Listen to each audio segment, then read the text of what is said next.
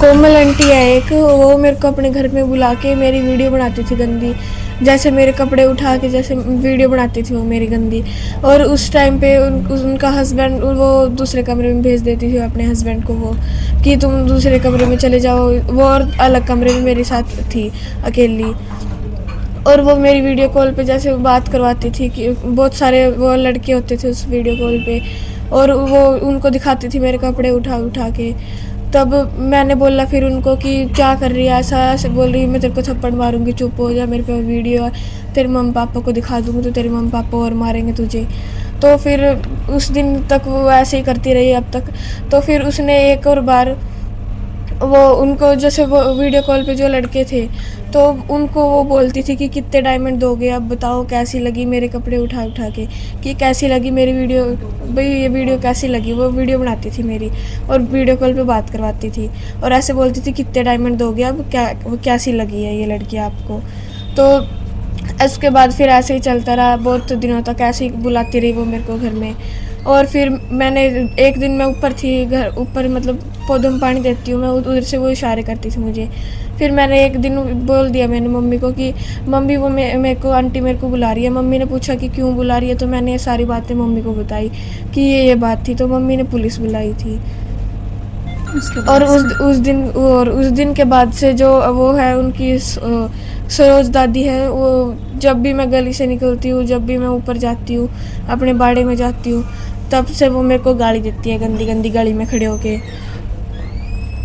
और वो जो उनके लड़के हैं बिरबल और पवन, वो घर के अंदर खड़े होके मैं ऊपर पौधों में पानी दे रही होती हूँ तो वो मुझे गंदी गंदी गालियाँ देते हैं, इशारे करते हैं और यही बात दोहराते हैं बार बार कि तूने तो ऐसे किया था, वीडियो है हमारे पास, ये सब चीज़ें वो ऐसे बोलते हैं। जो बच्ची के फोक्सो के बारे में कंप्लेंट दी थी ना, तो उसमें एक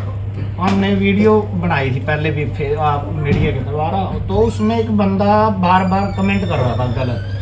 यानी उसको हर मोमेंट के बारे में ऐसा पता था भी ये भी क्या कर रहे हैं क्या नहीं है, बच्ची के मोमेंट का पता था, सब चीज़ के बारे में वो कमेंट कर रहा था। तो हमने जब उसका रिकॉर्ड देखा ना फेसबुक पे, डिटेल देखी, सारी चीज़ देखी, तो बच्ची ने भी उस बंदे को वेरीफाई किया भी पापा ये बंदा इस बंदे के साथ मेरी को वीडियो कॉल में बातें हुई हैं। तो इसके बारे में हमने एसपी साहब को भी दी, डीएसपी को भी दी, सारे को दी। तो अभी तक तो उस बंदे को बुलाया तक भी नहीं गया भी, वो जे पकड़ना तो दूर की बात है, उस बंदे को मड़ा सा भी हमने सारी चीज़ें हम ही अपने तौर पे कर रहे हैं, कौन बंदे हैं क्या कर रहे हैं, हम रोज लगे रहते हैं, कहीं ना कहीं बंदे निकल जाए, कुछ हो जाए, बस गुड़िया पहचान ले। पुलिस इसमें कुछ नहीं कर रही है, उल्टा सिर्फ मरने के लिए ही तो कर सकती है, बाकी कुछ नहीं। जो पुलिस का कहना है कि आपके जो गांव के लोग हैं उनके खिलाफ आपने काफी सारे केस दर्ज करवा रखे और झूठे कुछ इस तरह से की बात भी सामने आ रही है, उस बारे में क्या? मेरे पास ये एफआईआर है, अगर इनमें से मीडिया को आपको कोई झूठी लगती हो तो पुलिस वाले ही इसमें झूठे करने में, फिर तो पुलिस वालों का हाथ है। 200 से ज्यादा मुकदमे दायर किए गए हैं। 200 तो सर में तो ये 10 एफआईआर है, 10 भी नहीं है, 7 है। देखिए, जो परसों एक सोशल मीडिया द्वारा एक लाइव वीडियो शेयर की गई थी प्रियंका व उसके पति वासी सुनेडी खालसा द्वारा कि हमारे द्वारा दर्ज कराए गए मुकदमा में कोई प्रभावी कार्रवाई अमल में नहीं लाई जा रही है लोकल पुलिस द्वारा, तो उसके संबंध में मैं यह बताना चाहता हूं कि जो एफआईआर इनके द्वारा दर्ज करवाई गई है उसमें डीएसपी बराड़ा द्वारा जो तफ्तीश है अमल में लाई जा रही है और उसमें जो तथ्य अनुसार कार्रवाई बनेगी उसके अनुसार कार्रवाई अमल में लाई जाएगी। इसके अलावा जो कल संजय द्वारा जो एक दरख्वास्त मूव की गई थी जिसमें उसने आरोप लगाया था कि जो उनकी पड़ोसी है जो कोमल और उसका पति है बिरबल, तो उसके द्वारा और उनके जो अन्य परिवार के मेंबर हैं उनके द्वारा संजय ने जो आरोप लगाए थे कि मेरे को ज़बरदस्ती जहर देकर मारने की कोशिश की गई है, उसके बारे में जो दरख्वास्त रिसीव हुई है उस पर भी हमारे द्वारा प्रॉपर जांच की जा रही है और तथ्य अनुसार जो भी कार्रवाई बनेगी वो की जाएगी। इसके अलावा मैं यह भी बताना उचित समझता हूं कि जो वर्ष 2020 से अब तक प्रियंका, उसके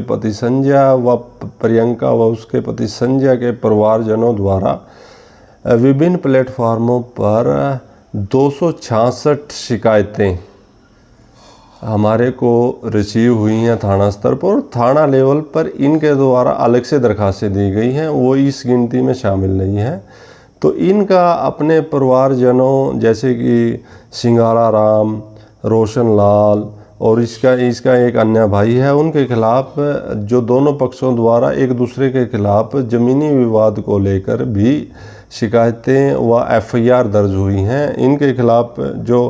प्रियंका है, इन्होंने 5-6 मुकदमे रोशन लाल, सिंगारा राम पक्ष के खिलाफ दर्ज करा रखे हैं, और प्रियंका के खिलाफ भी 2-3 मुकदमे और इसके पति के खिलाफ 2-3 मुकदमे दर्ज हैं, जो विचाराधीन न्यायालय हैं। काफ़ी मुकदमे इनमें से और काफ़ी का डिस्पोज भी हो चुके हैं। इसके अलावा जो प्रियंका, उसके पति संजय व प्रियंका की सास माया देवी के खिलाफ जो एक झूठी दरखास्त इनके द्वारा दी गई थी, उसके संबंध में जो लोकल पुलिस द्वारा 182 IPC के तहत कलंदरा तैयार करके माननीय कोर्ट में दिया गया था वर्ष 2022 में, और एक वर्ष 2022 में ही एक अन्य दरखास्त जो झूठी पाई गई थी, उसके संबंध में प्रियंका वाइफ ऑफ संजय कुमार के खिलाफ एक अन्य कलंदरा माननीय कोर्ट में दिया गया था। तो जो भी दरखास्त पुलिस के पास प्राप्त होती है तो उसका तथ्यानुसार कार्रवाई की जाती है। इसके अलावा आज भी दूसरे पक्ष द्वारा जो FIR में जो संजय द्वारा FIR में प्रभावी कार्रवाई ना किए जाने के संबंध में जो आरोप लगाए गए थे, उसमें दूसरे पक्ष ने भी मानसिक प्रताड़ना भी बार बार पुलिस द्वारा हमारे को बुलाया जा रहा है और हमारे को मानसिक प्रताड़ना हो रही है, उसके संबंध में भी दूसरे पक्ष जो कोमल है और जो उसका पति है बिरबल है, और अपने बच्चों सहित ब्रह्म सरोवर में डूब कर आत्महत्या करने का प्रयास करने की कोशिश की है। तो उसके संबंध में जो पुलिस ने त्वरित कार्रवाई करते हुए उनको बचा लिया। मैं यह बताना चाहता हूं कि जो भी पक्ष जैसी भी दरखास्त, जैसी भी शिकायत पुलिस को, लोकल पुलिस को देता है या किसी भी विभिन्न प्लेटफॉर्म पर देता है, तो पुलिस द्वारा त्वरित कार्रवाई करते हुए तथ्य अनुसार उसकी जांच की जाती है, और यदि उसमें मुकदमा बनता है तो मुकदमे में जो कार्रवाई बनती है, तो मुकदमे में नियमानुसार जो कार्रवाई बनती है पुलिस द्वारा तत्परता से कार्रवाई की जाती है।